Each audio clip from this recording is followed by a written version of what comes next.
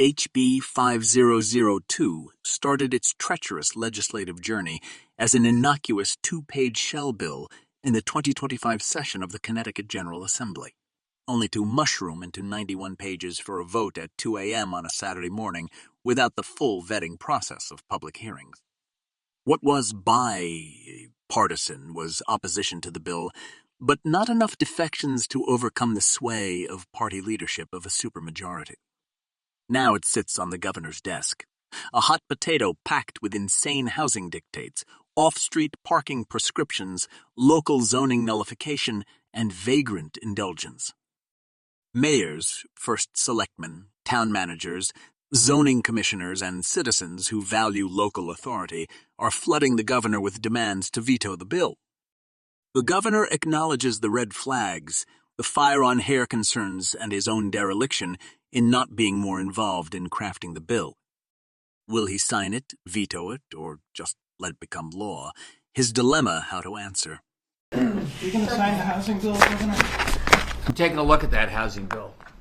It's so important that we get more housing here, and regulation is one of the things that slows it down. 90% of our housing, Ken, as you know, is, I think, going to be in our 10, 15 biggest cities.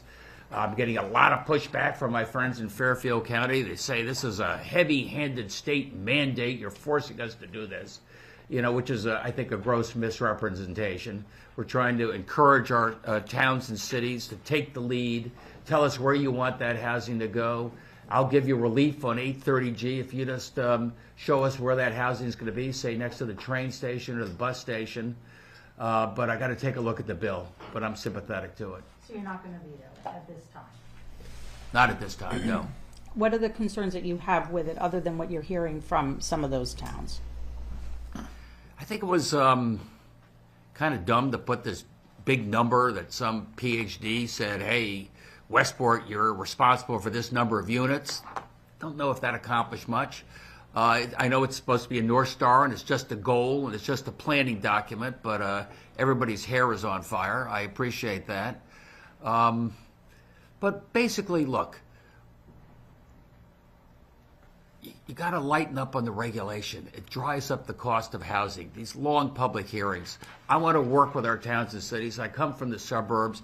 You take the lead. Show us how you want to do it. And we'll be there to help you. We'll be there to provide some gap financing. That's what I'm trying to accomplish, and I hope that this bill accomplishes that, Sue. Well, your staff was involved in tracking what went into that bill. I just want to be clear.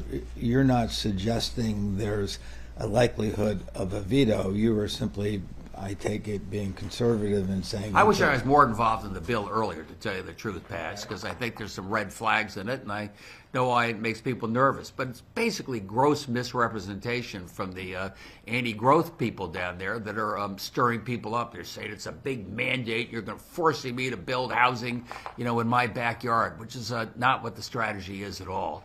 It's trying to tell towns, you take the lead. You show us where you want that housing to go. It's important for your community. It's important for our state. Falsely accusing and defaming opposition as anti-growth of disinformation is not constructive.